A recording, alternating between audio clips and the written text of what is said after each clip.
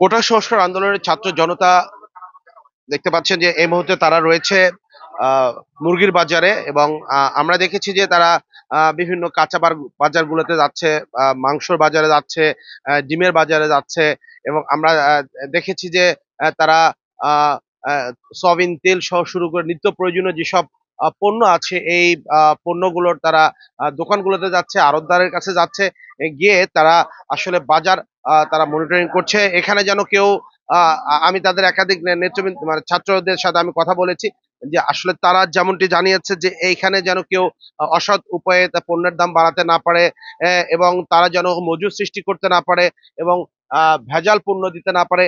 এই জিনিসগুলো বাজার মনিটরিং যারা করছে ছাত্র জনতা, তারা এগুলো খেয়াল করছে। আমি দর্শক একটু কথা বলতে চাই আসলে একজন ব্যবসায়ীর সাথে, মুরগি ব্যবসার সাথে কথা বলতে চাই। এই পণ্যের দাম আসলে কমেছে কিনা, আসলে বা- এখন বেড়েছে, যদি একটু জানাতেন। আগামী দুই তিনে আগামী 2-3 দিনে আমাদের ব্রয়লার মুরগির দাম হচ্ছে কেজিতে 3 থেকে 5 টাকা পর্যন্ত কমেছে। সোনালী মুরগির দাম 8 থেকে 10 টাকা পর্যন্ত কমেছে। আর দেশি মুরগির দাম মোটামুটি আগের মতোই আছে, অপরিবর্তিত। দর্শক যেমনটি উনি জানালেন যে আসলে পণ্যের যে বিশেষ করে ব্রয়লার মুরগি, দেশি মুরগি বা সোনালী মুরগি সবগুলোর দাম কিন্তু নিম্নগতি, এবং আমরা দেখেছি যে আজকে আমরা দেখেছি যে পুরো বাংলাদেশের যে চিত্র, বিশেষ করে আমরা ঢাকার যে চিত্র দেখেছি, সব পণ্যের দাম কমেছে।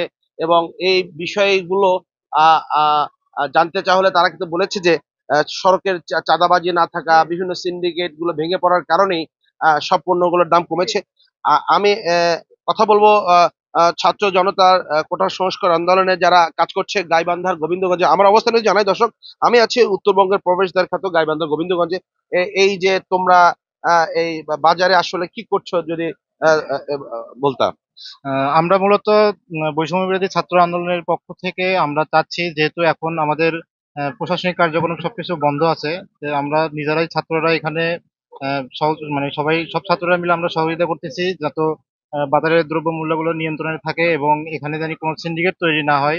সেজন্য আমরা চেষ্টা করতেছি যে সবকিছু ঠিক রাখার জন্য। জানতে চাই আসলে কি কি কোন ধরনের দোকানগুলোতে তোমরা যাচ্ছ বা তাদেরকে কি আমরা বলছো, কি আসলে আহ্বান দিচ্ছ। আমরা আসলে সব সব রকমের দোকানে যাব এবং আমরা কাঁচা বাজারের যে দ্রব্যটা মানে ঊর্ধ্বগতি যে দামটা ঊর্ধ্বগতি হয় সেটা দেখবো, যাচাই করব এবং সবাইকে মূল্য তালিকা লিস্ট তৈরি করার জন্য আর কি আহ্বান করতেছি আমরা।